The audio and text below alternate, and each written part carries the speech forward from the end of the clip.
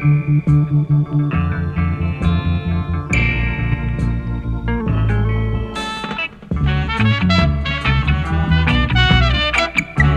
was that experience for you guys learning classical music at Edna Manley? Right, exciting as far as me can say, exciting because you usually learning piano because you know you're self-taught when you're growing up you grew up in a church, you're self-taught, you know chords, you don't really know, study playing melodies and chords and them things. But you watch people play piano on TV and them things, and you say, one day I'd like to learn some of them classical stuff. Yeah. There was this little youth that we used to watch there when we used to go to JCDC Festival, which is a kind of inter-school competition with the arts. So we used to go to these competitions in primary school and thing. And there was this one youth that would always enter playing these classical piano pieces. And I would always say, I want to learn them something, you know? So when I go ahead and I realize that a part of the thing, I'm excited to learn it that much. It's the jazz and them thing that a lot of church prepares you for a little bit of them cards there, because there are some cards that you get from church music, the gospel music especially that we used to listen to, that are very jazz based. You know, at jazz them really take it from and bring it into the church. So the transition not really so difficult, but it's learning all the other stuff that come because jazz is a very technical genre, you know. All right. My church music will be a hymn. Me never say what saying. Yeah. So I used to go to Baptist church and them sing. Kind of calmer vibe, not So you know that type of thing. My thing was really high school. Because actually, when I started, you know, I used to listen to my keyboard. You have some presets on the keyboard, playing some tracks, and I just try playing them back, you know, and then it came naturally. But the classical thing is basically technique and sight reading. Yeah. And at most time, it eliminates the hearing. Yeah. You know what I mean? So it's strictly reading with the classical music for the most part. Mostly reading and technique. You know? My interest at Edna was really jazz, because the first time I was asked to play this and these guys, that's what I want to learn. But then when reality hit you and say, right, you know, playing jazz in Jamaica won't benefit me financially, you understand?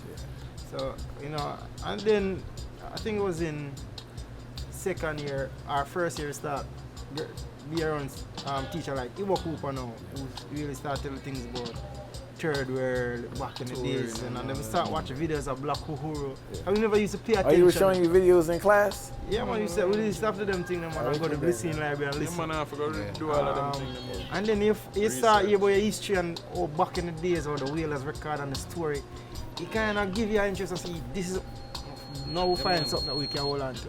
Yeah. And the only thing now is to really find a message with it and do it for a purpose, not just do it because we can play music.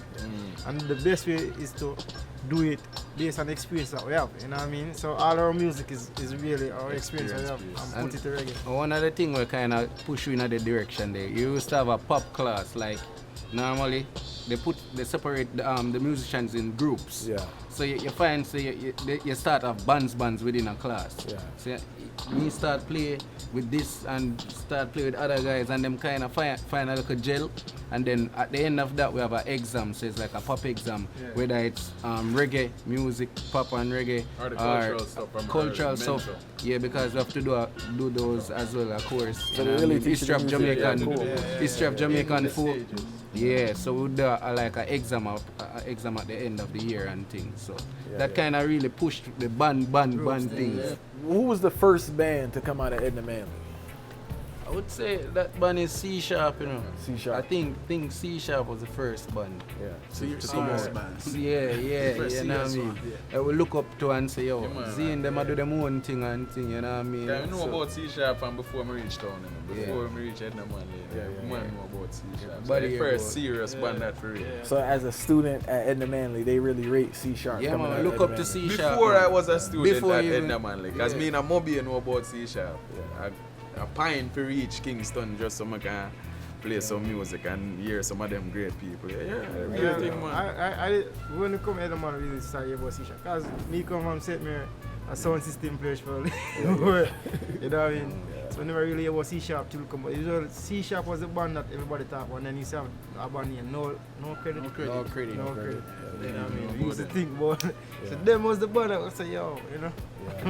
Let's off some of the bands now that come out of Edna Manley now. Well, Raging Fire, Pentatush, Dubtonic. Well, Dub Tonic out of there No, too? Dub Tonic. No, not Dub Tonic. Alright. But Juba usually go. Juba usually go Edna. Yeah. I don't think the band was found. So Luke never go Edna. Juba and Luke go Edna. So it's a partially half the band. Edna man. Who else? Notice everywhere rockers. Yeah. Both of them? Yeah.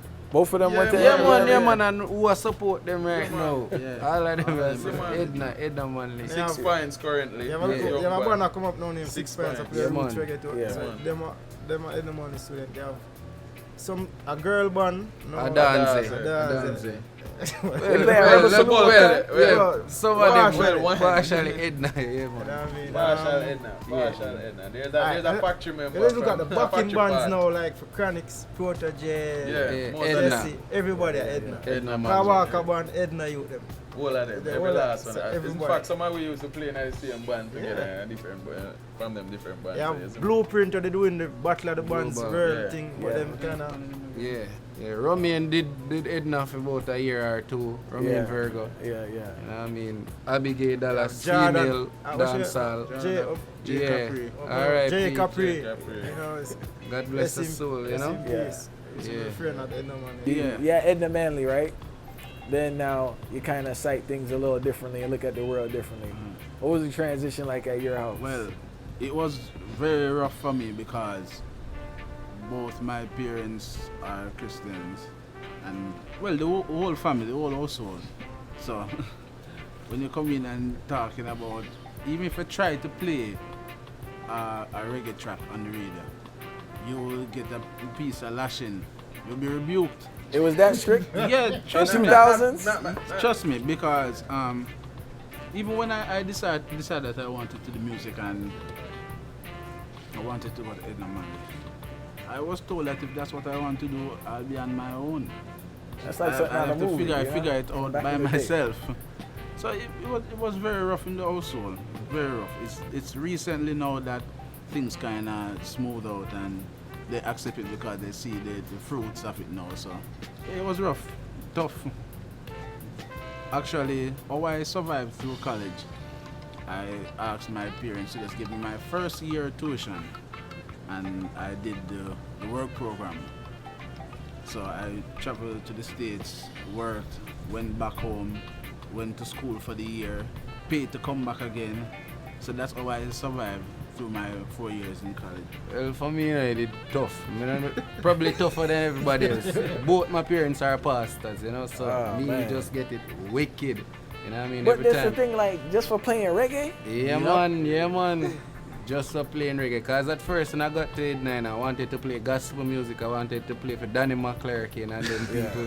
That's what that was what inside of my head say, yo, man, I get to play for one of these gospel artists. So after learning music and realizing that not powerful like music, and you know what I mean, it's the message and what you do with music. So that's how I really break away from just thinking about just playing for these guys, because you probably play for wanting to play for someone and thinking they're living a perfect life, and they find here upon the show they might live a worse life than you know what I mean? So that was just my case, you know what I mean? But I really pull through, they really see the vision now and see that whatever we are doing as a band is positive, so kind of let up on that right now, you know?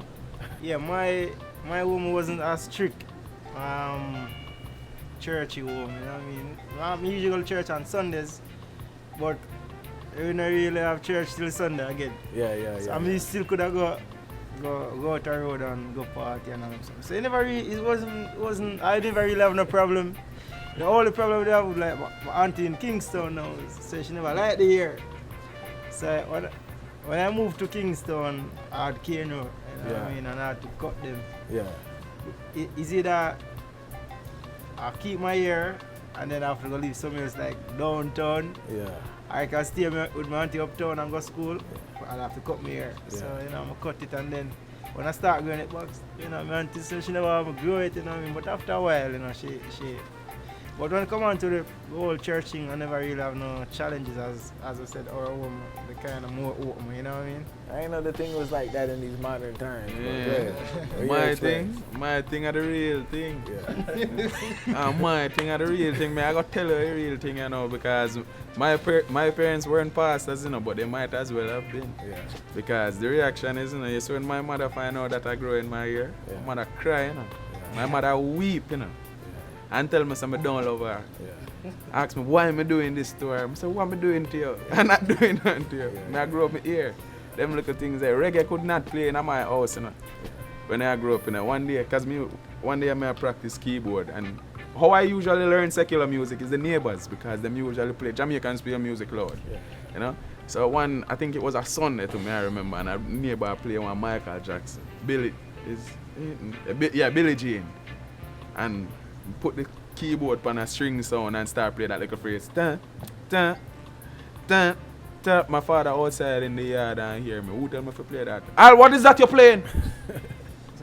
Stop, lock it up. I just have to lock it up, said speed. When you learn reggae and you develop a love for reggae from a long time, because I have a neighbor right next door. My house is the Christian house, and right next door you always smell weed that come over and play reggae music. So that's how I get my love for herb and reggae music.